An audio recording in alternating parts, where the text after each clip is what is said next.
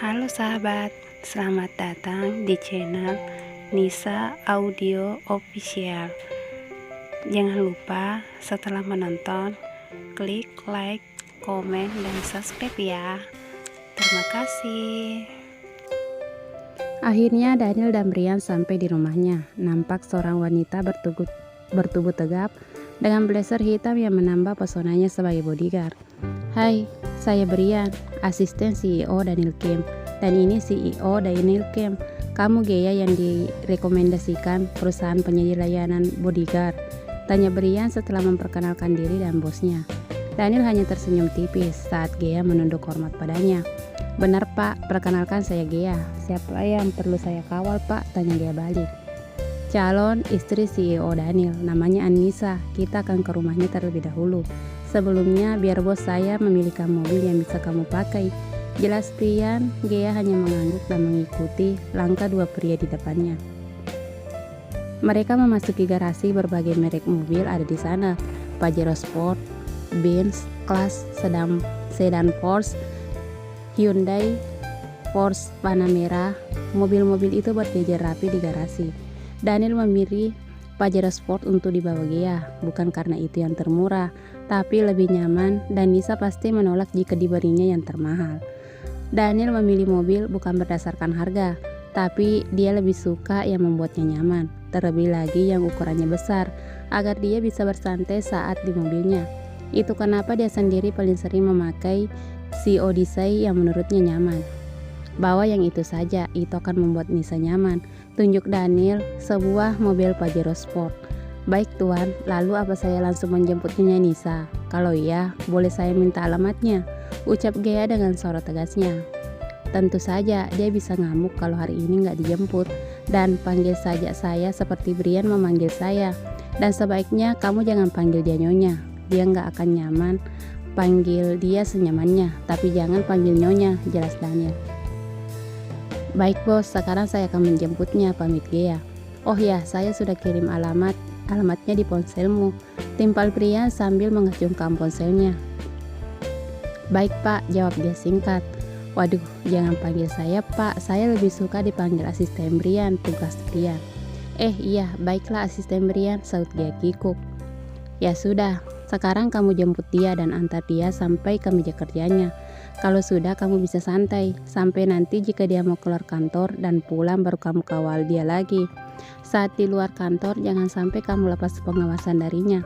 Kalau dia sampai kenapa-kenapa, kamu akan menanggung resikonya, tegas Daniel mengingatkan.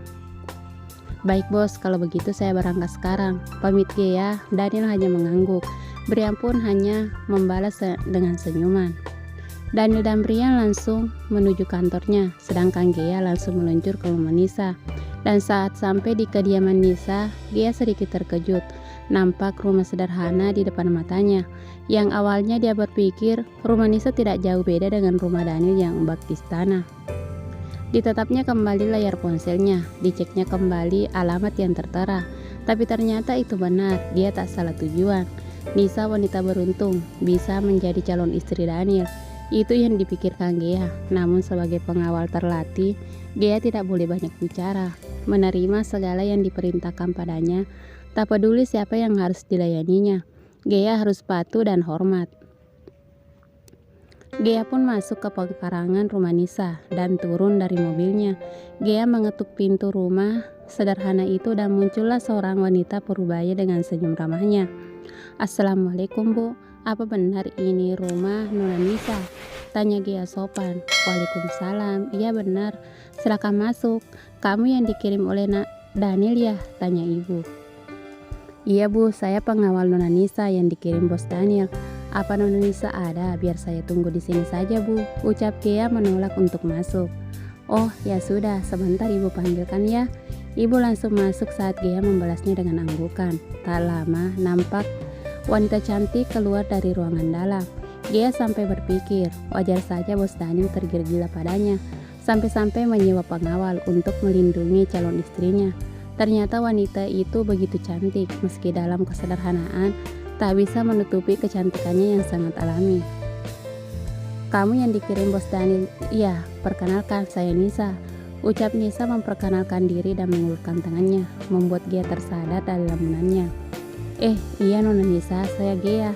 Saya yang diutus untuk mengawal Nona sampai ke kantor, saut Gea sambil meraih tangan Nisa yang terulur padanya. Wah, Bu, Nisa sampai dipanggil Nona nih. Canda Nisa dan ibu hanya tersenyum mendengar candaan Nisa. Iya Non, saya nggak salah kan? Atau saya harus memanggil dengan sebutan Nyonya? Tapi Tuan Daniel melarang saya, katanya Anda tidak akan suka, jelas Gea. Emang iya, tapi dipanggil Nona juga kurang nyaman rasanya, ujar Nisa menjelaskan. Jadi saya harus panggil apa? Tanya Gea bingung. Panggil Nisa saja, tapi kalau kamu nggak nyaman, kamu bisa kasih embel-embel seperti Mbak atau Kak, terserah kamu.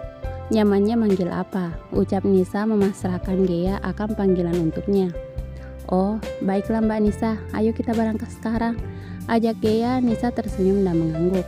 Bu, Nisa pergi ya, ibu kalau mau keluar rumah bisa telepon Nisa dulu ya, ujar Nisa mengingatkan sebelum pergi. Iya nak, hati-hati ya, Gea, jangan ngebut ya, yang santai aja bawa mobilnya, ibu mengingatkan. Iya Bu, saya juga permisi ya, assalamualaikum. Waalaikumsalam, jawab ibu singkat. Mereka pun naik ke dalam mobil. Nisa duduk di kursi samping pengemudi. Meskipun Gea sudah memintanya untuk duduk di belakang, Nisa dengan tegas menolaknya. Gea mengantar Nisa sampai di kantor dan terus saja mengikuti langkah Nisa sampai di depan ruangan Sambos, karena di sanalah meja kerja Nisa berada.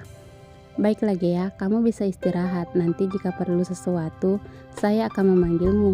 Oh iya, saya belum punya nomor ponsel kamu, ucap Nisa yang langsung memberikan ponselnya pada Gea.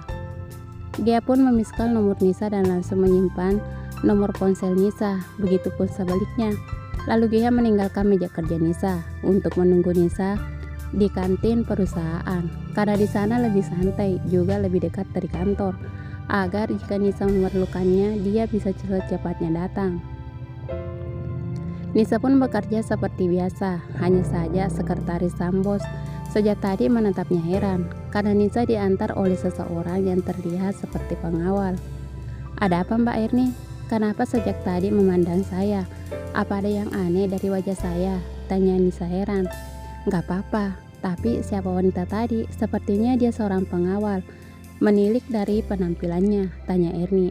Hehehe, nanti saya akan jelaskan. Tapi bukan sekarang ya, soalnya kita lagi banyak kerjaan. Oke Mbak, jelas Nisa. Iya, tapi beneran kan Nis? Tanya Mbak Erni menegaskan. Iya Mbak, ya udah, ayo kerja lagi. Nanti bos datang kita dimarahin, ujar Nisa. Orang udah datang kok Nis, sahut Mbak Erni memberitahu. Oh, udah ya Mbak. Ya udah, kita kerja lagi, jawab Nisa setelah meralat ucapannya. Telepon di meja sekretaris berdering. Nisa mengangkatnya. Ternyata panggilan dari Daniel yang meminta Nisa untuk ke ruangannya. Ya, halo selamat pagi, jawab Nisa. Pagi juga, ke ruangan saya sekarang, perintah Daniel. Nisa tersenyum kecil tanpa berkata lagi dan langsung menutup teleponnya. Dari siapa nih? Kok langsung ditutup? Tanya Mbak Erni heran. Dari bos Mbak, saya diminta ke ruangannya, jelas Nisa sambil menunjuk ruangan bos dan melangkah pergi. Oh, hanya kata itu yang keluar dari mulut Mbak Erni. Nisa masuk ke ruangan Sambos, nampak Daniel duduk di sofa dan tentu saja ada Brian di sana. Pagi bos, ada yang bisa saya bantu? Tanya Nisa begitu mendekat. Duduk, pinta Daniel. Nisa pun menurut. Ada apa bos? Ulang Nisa pertanyaannya. Bagaimana? Apa kamu suka dengan Gea? Jika tidak, saya akan cari penggantinya, ucap Daniel to the point. Emang ada alasan saya tidak suka? Dia sopan dan sepertinya punya kemampuan khusus sebagai pengawal. Selain dia lebih cantik daripada saya suka semuanya. Hehehe, canda Nisa. Apa perlu diganti? Brian bisa carikan yang standar, tidak terlalu cantik, sahut Daniel polos. Nisa langsung tertawa mendengarnya. Brian hanya geleng-geleng kepala melihat keluguan Sambos. Loh, kenapa malah ketawa? Apa ada yang salah? Tanya Daniel heran. Bukannya menjawab, Nisa malah menertawakannya. Ya ampun bos, polos banget sih. Dibilang gitu langsung mau cari yang lain. Harusnya laki-laki tuh kalau wanitanya ngomong gitu jawabannya bukan itu, sahut Nisa kembali tertawa. Lah, emang saya harus jawab apa? Kamu lagi Brian, bukannya bantuin ngomong, malah cuma senyum-senyum kayak orang stres. Gerutu Daniel sambil mendelik pada Brian. Brian hanya makin tersenyum dan pura-pura sibuk pada tabletnya. Aduh, dasar cowok gak peka. Harusnya bos tuh bilang, gak apa-apa Nis, di mata saya kamu yang paling cantik. Jawab Nisa sambil menahan tawanya. Daniel malah terbatuk-batuk mendengar jawaban Nisa. Mimpi kamu ya, mana mungkin saya ngomong begitu. Orang faktanya kamu memang gak cantik kok, sahut Daniel dibuat selugas mungkin. Kalau emang gak cantik, kenapa juga mau diajak nikah? Emang saya maksa bos buat nikahin saya? Kalau gitu cari aja yang cantik sana. Kali aja ada yang mau, sama cowok gak peka kayak bos. Omel Nisa dan hendak berdiri untuk keluar, namun Daniel menahan tangannya dan memaksanya kembali duduk. Duduk, saya belum selesai bicara, ucap Daniel bernada perintah. Apalagi sih, kan udah jelas semuanya, rajuk Nisa namun tetap kembali duduk. Jangan berharap begitu pada saya terbiasa jujur, saya nggak suka berbohong, hanya lebih menyenangkan hati orang. Dan asal kamu tahu, saya ingin menikah denganmu bukan karena paras cantik atau fisik bagus. Jika karena itu, maka saya akan pilih wanita lain, tegas Daniel. Lalu karena apa? Kalau hanya kasihan, sebaiknya bos pikirin lagi. Saya tidak suka dikasihani, saya bukan pengemis yang berharap dapat rasa kasihan dari orang, ketus Nisa dan hendak berdiri lagi. Namun urung karena Daniel menyuruhnya lagi duduk. Duduk, perintah Daniel. Nisa langsung duduk namun wajahnya kesal.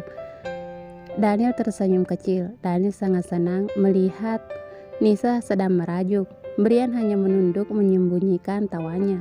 Jangan ditahan asisten Brian jika ingin tertawa. Ketawa aja yang kuat. Seneng kan kalau lihat saya kesal? Celetuk Nisa membuat Brian terkejut.